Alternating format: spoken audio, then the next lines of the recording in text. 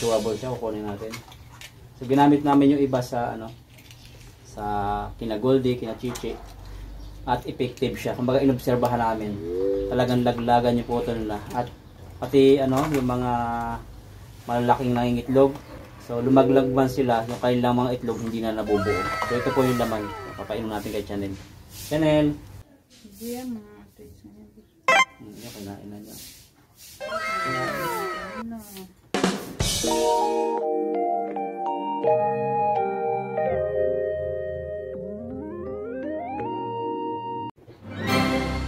Daming kuto naman ito. Daming garapata sa singit-singit ng paa, mahal, oh.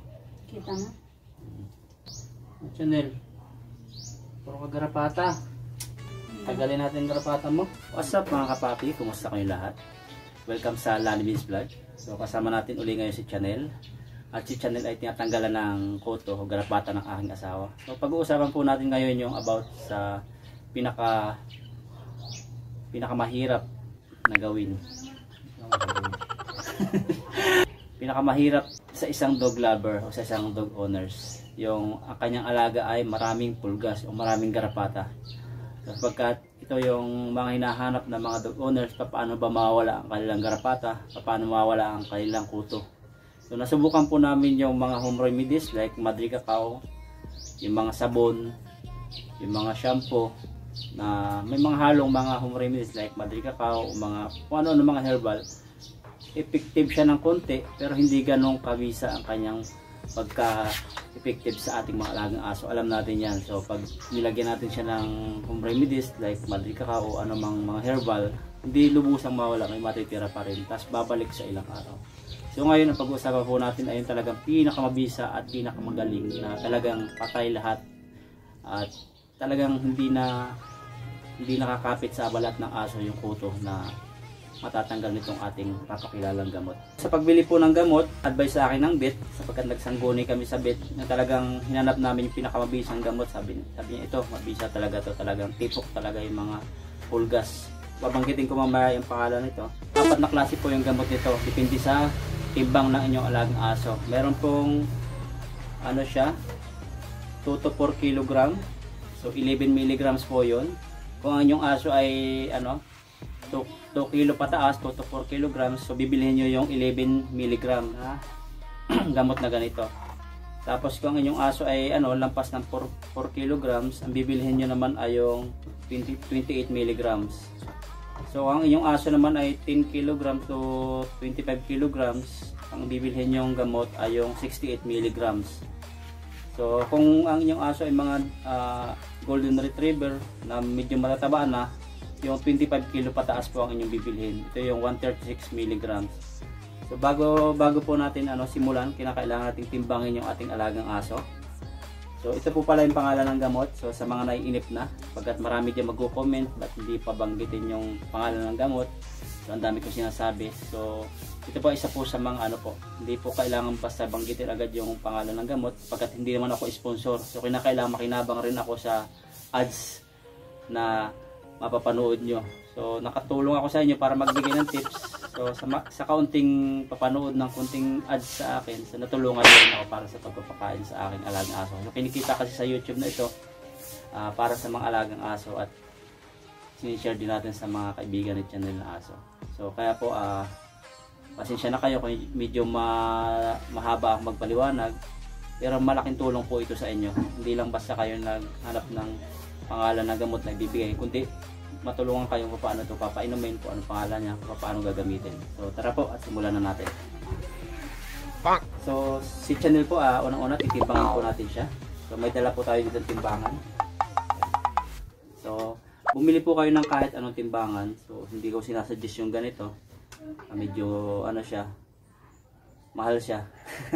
Kasi galing siyang galing siya ibang bansa, mahal yung tracking kung pupunta pa kayo sa ibang bansa. So may mga murang timbangan lang sa palengke. So kailangan naka-zero. Yan. Yeah. Uy, na ito. 0.0 5.9 5.9 So tinimbang natin si Chanel at ang kanyang kilo ay 5.9. So 2 months pa lang dati, 4 kilo siya mahigit. So nakalipas ang 2 months, kasi galing kayong probinsya, medyo namayat siya. So pagdating namin dito, nakapagbawi si Chanel. Ngayon ay 5.9 na siya. So sa pagtimbang, kinakailangan accurate, kailangan timbangin ulit natin kung 5.9 ulit siya.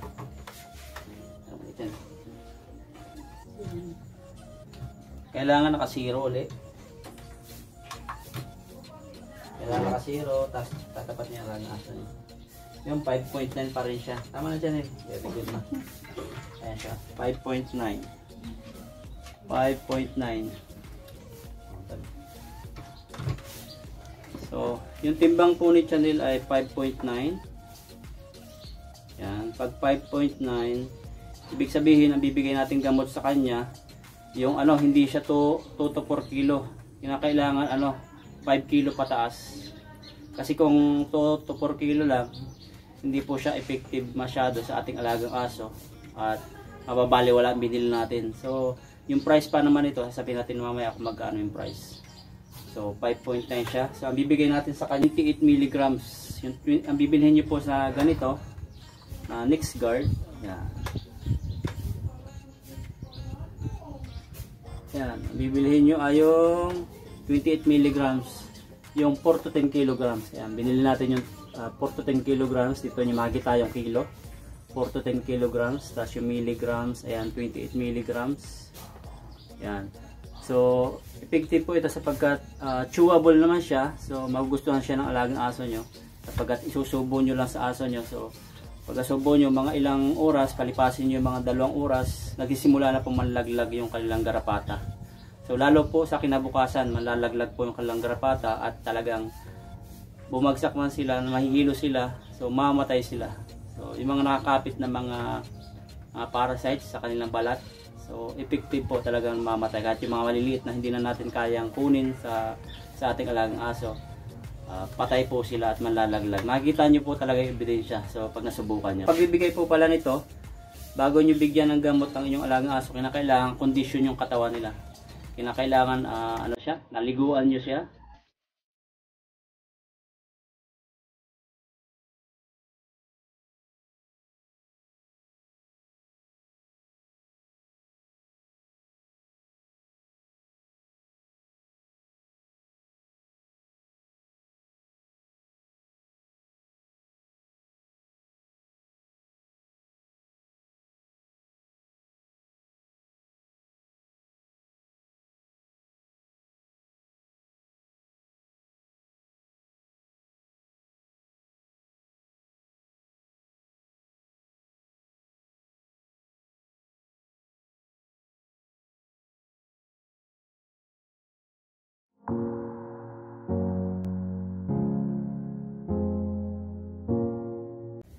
Kasi kung mabigyan nyo siya nito, huwag nyo siyang liguan ng 1 week para effective yung gamot sa kanilang katawan. So papawis sila, effective sa kanilang balat. Yung kumbaga, pag inom nila ng gamot na ito, absorb ng kanilang katawan.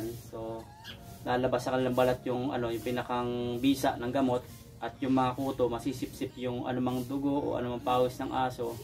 Hindi naman nagpapawis ang aso sa balahibo. Kumbaga yung mga masisipsip sa katawan ng aso, magsisilbing lason yun sa mga garapata.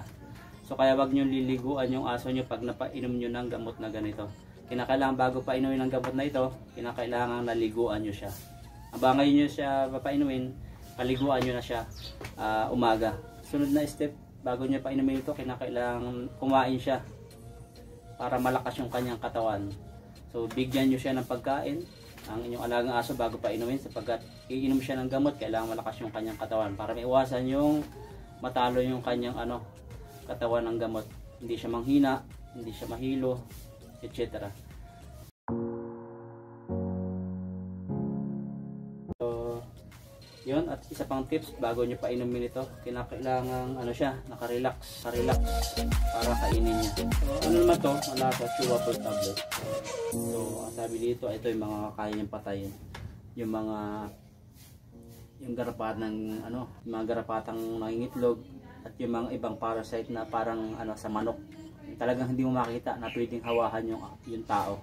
So patay din po niya. Sa makatuwid, totally wash out ang garapata, anumang kuto o anumang insect na kumakapit sa balat ng aso. Yeah, parang commercial baka naman next guard sa sunod na padalhan nyo kami ng mga products nyo, i-review natin. Mga sapatos kasi yung nagpapadala sa atin yung gustong ipa-review sapatos. So bagay po natin painumin sa channel. So papakita ko po sa inyo kung gaano kaliliit o kadami yung kanyang kuto. So ayan po, so, makikita nyo siya parang buhangin, so hindi masyadong clear sa camera. So ito po yung mga nakuha asawa ko. Yan. So para po siyang mga buhangin na sobrang liit. So pag binuksan nyo ito, so, may tatlo siyang gamot. So 28 mg.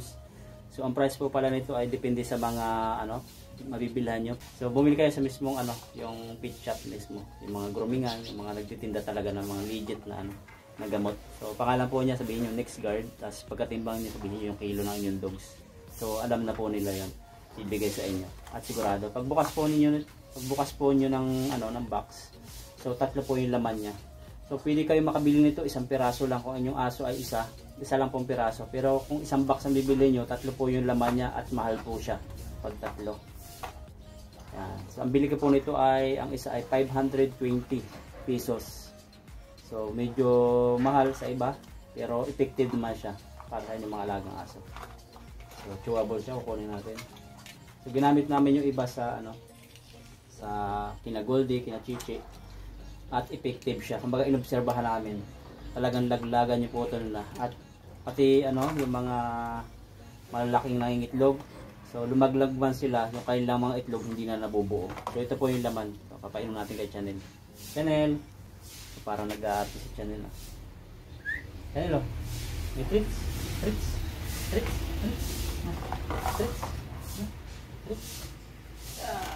Ito ha. Nakaligo na to. Nakaligo na kahapon. Hindi lang natuloy yung ating pagpapainom kahapon. So ito siya. Papainom natin. Buksan. Tigas buksan. Chanel, buksan mo.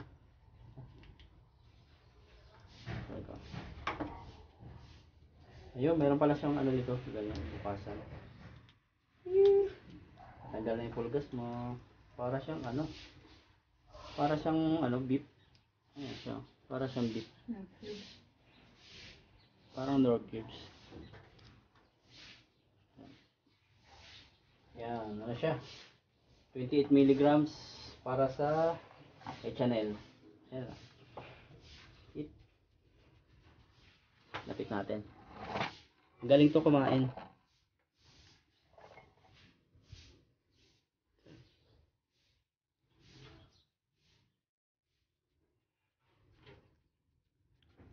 Kinain na niya. Oh, very good. Very good naman. Ay, kinakain. Nilahan lang. Kain mo. Eat.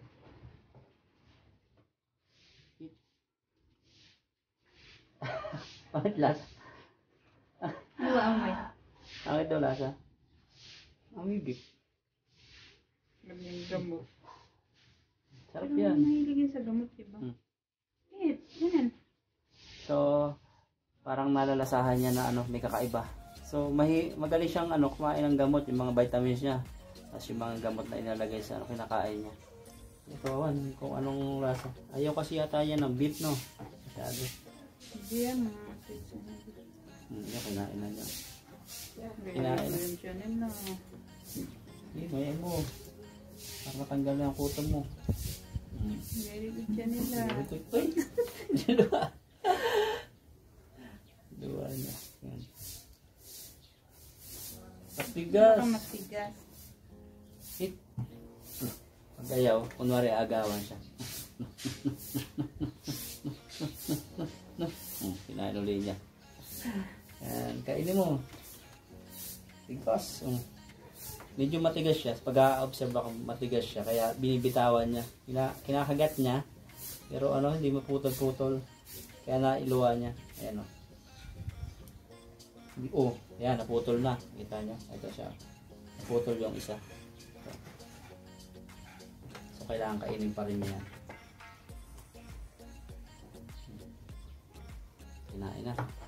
So ganyan kabait si Chanel. So hindi siya hindi siya mahirap painumin.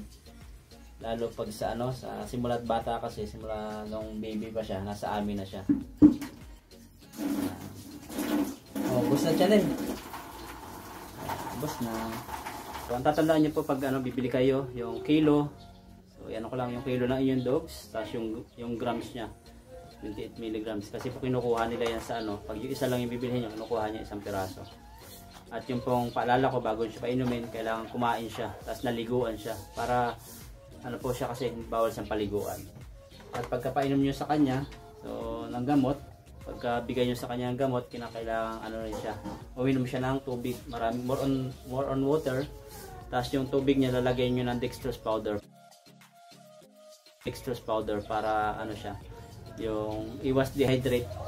So sa iba pong mga side effect ng gamot na ito, sabi naman dito, makakaranas lang ng pagkahilo yung aso at yung iba pagsusuka, pero napakaliit na porsyento po nung 0.10% na lang nakaranas ng ganun. So ibig sabihin sa sa bisa ng gamot, effective talaga to, at saka yung side effect niya malabo o bihirang-bihira sa aso. Saka napakaganda po ng ng gamot na ito, sapagkat hindi nyo na kailangan na mamroblema sa pagkukuto. Kasi yung aking asawa, buntis siya, mahilig siya magkuto. Medyo nahihirapan po siyang alisan siya ng garapata, kaya kinakailangan yung ininom na lang. Subukan po namin yung shampoo at yung sabon. So yung pagpapaligo na binibili namin na effective daw na sabon saka shampoo, so hindi pa rin siya nawawala yung garapata. Ang gusto namin ngayon yung talagang laglag lahat at patay lahat, yung talagang stress free ka, at yung ating alagang aso hindi na siya papasukan o hindi na siya kakapitan ng garapata. Pero po to, hindi naman lahat ng gamot sa aso ay 100% na lifetime na siya, wala ng garapata. Ang bisa po nito ay sabi ng 3 months po, sabi sa amin ng vet. Pero yung iba nila sabi 1 month. Pero nasubukan namin sa aming mga alagang aso. So 3 months po, hanggang ngayon wala pa siyang garapata. At totally mauubos po ang garapata talaga, sapagkat di ba pag may garapata yung aso, nakapit sila sa mga palibot ng bahay. So gagawin po natin, pagkapainom natin, yung garapata malalaglag, at yung mga dating garapata kakalat po sa kanila, mamamatay din po yung. Kaya mahalaga din po yung paglilinis ng bahay sa mga sulok-sulok. Daw? Feedback daw.